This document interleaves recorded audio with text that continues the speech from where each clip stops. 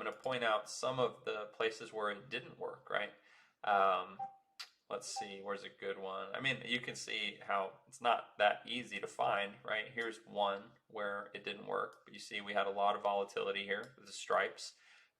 You see how well it worked here. But overall, even on the 4 hour, got some stripes going on, so you have to be cautious.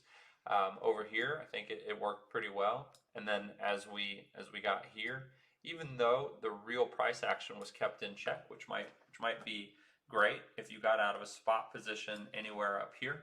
Um, for those playing the leverage game, they'd want to have stop losses because it's very clear that wicks can deviate and wicks can breach not only pressure lines but also volatility lines, even when you have both theoretically going in your favor, even when you have a downward sloping channel going in your favor, right? Even when you have a blue and red volatility monitor going in your favor, you can still have moments where the volatility is so fierce and so strong that it would take you out of your short position. And in some cases, for high leverage people with no stop losses especially, it can easily liquidate you and take all of your money.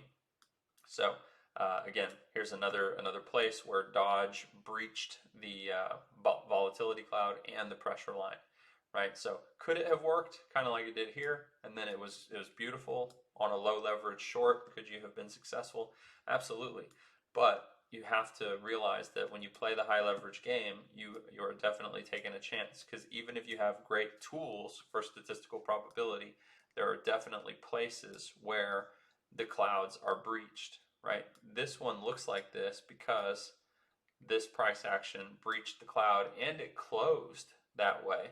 And then at the same time, it really kind of more or less did continue downward. So it just had a moment of intense volatility that would have absolutely stopped out or liquidated a number of shorts. So these are all things to consider. And then if we look over here at whatever this is, we can see, I'll pull this down, we can see what it is. But we can, yeah, TIA, right? TIA. We can see that there's definitely quite a bit of volatility, which is interesting because for a long time on TIA, there wasn't a ton of volatility. At least if you go to higher time frames, there's not. So yeah, it was a while back that it just was doing really great, especially if you look at the 4 hour or the 1 day, did really well. So that was a great one to have algos on, actually. So this gives you some perspective on the 4 hour, and then